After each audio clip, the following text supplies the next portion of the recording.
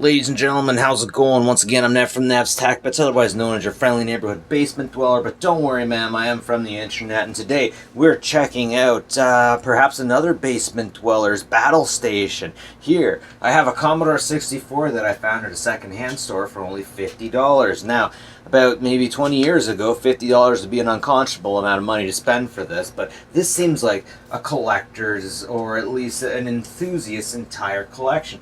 And some of these video games can actually be worth quite a bit. I'm pretty sure I'm going to be able to get about 250 bucks for Ultima 5. Anyways, Ultima always came with all kinds of really cool swag on the inside. I gotta go through everything and be real careful with it and make sure that I have all the little bits and pieces.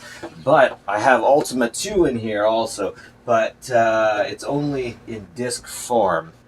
So there's a really good chance that I'm going to be able to get way more than my money back just by eBaying all of the software. Also, Flight Simulator 2. Lots of good stuff. I'll go through all that stuff later. Anyways, right now I just want to turn this stuff on and see if I actually get any power. Here we go. Here's the test. Got the power light on. Am I going to get it? Am I going to get it?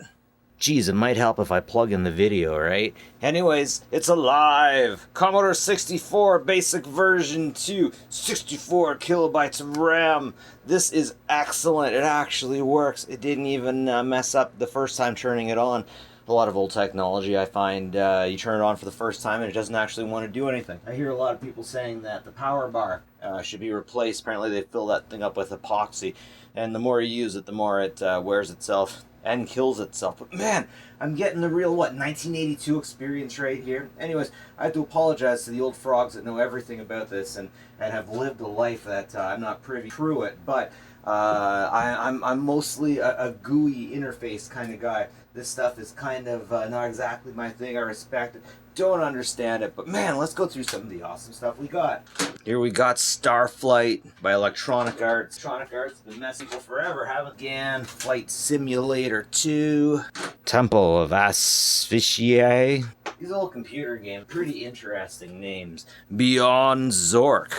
Oh, here we go, I'll be fine. I just gotta plug in the GEOS graphic user interface for Commodore 64.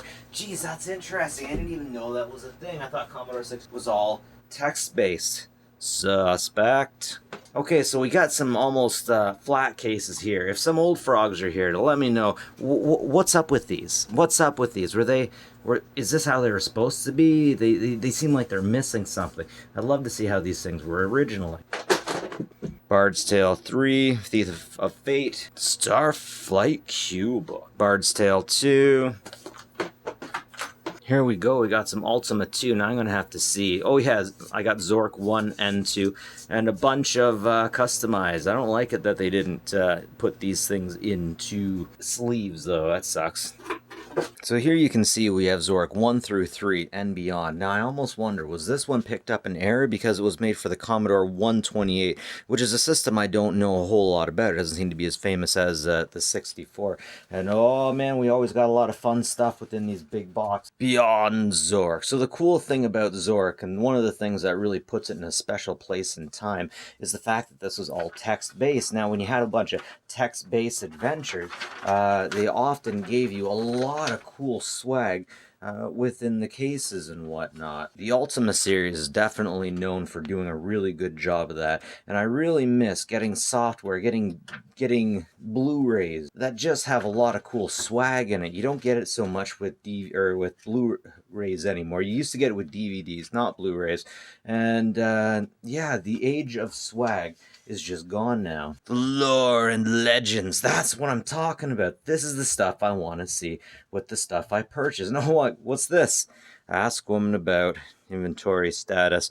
Okay, we got some gamer notes in here. Someone actually did appreciate this, so they must have had the Commodore 128. Oh, check this out. What's this? Diskettes. Oh, this must have been for another disc. So one of the interesting things I always find whenever I buy secondhand things is, who originally owned this? How did it come to be in my possession? How did they come to lose it? Is this a situation where an individual passed away and all of his stuff were given out? Is this grandpa's old stuff that were finally given away to a secondhand store? Would a collector actually give away all of this stuff? So yeah, Zork was a text-based adventure and was one of the first adventure games, and I never even heard about Zork when I was younger. I had to come across it on YouTube. Temple of Asphi. Look at that. You really had to be using your imaginations when you were dealing with these systems here. Flight Simulator 2 almost looks like a VHS cassette box. You open it up. Once again, look at all of that swag. I am loving the swag. Ooh, pinball. All kinds of charts for your piloting and whatnot.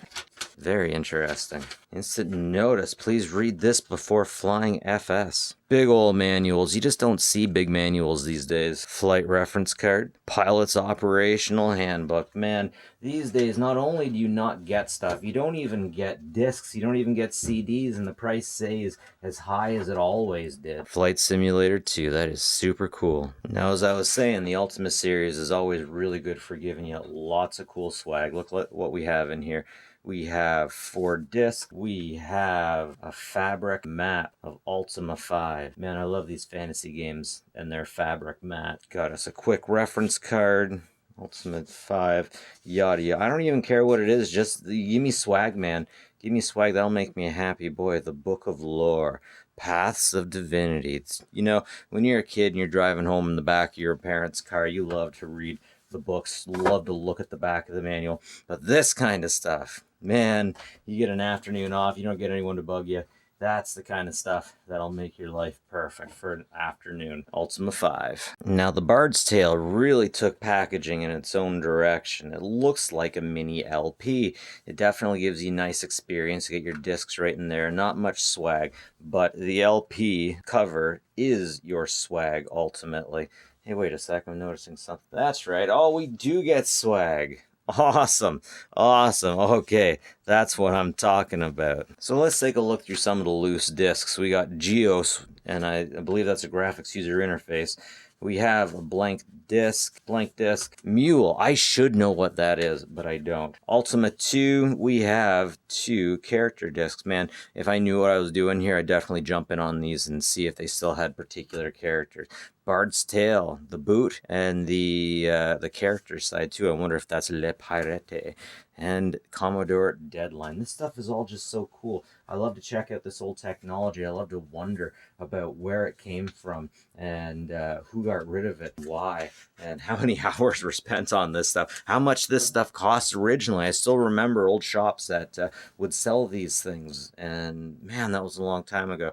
This was a time of video gaming before my history, a pre-crisis time for gaming. Anyways, whatever way you look at it, this is definitely time for me to learn some basic and try out some old school Commodore 64 games. I'll catch back up with you guys when I figure this stuff up. Anyways, hit that thumbs up button, like and subscribe if you like this stuff.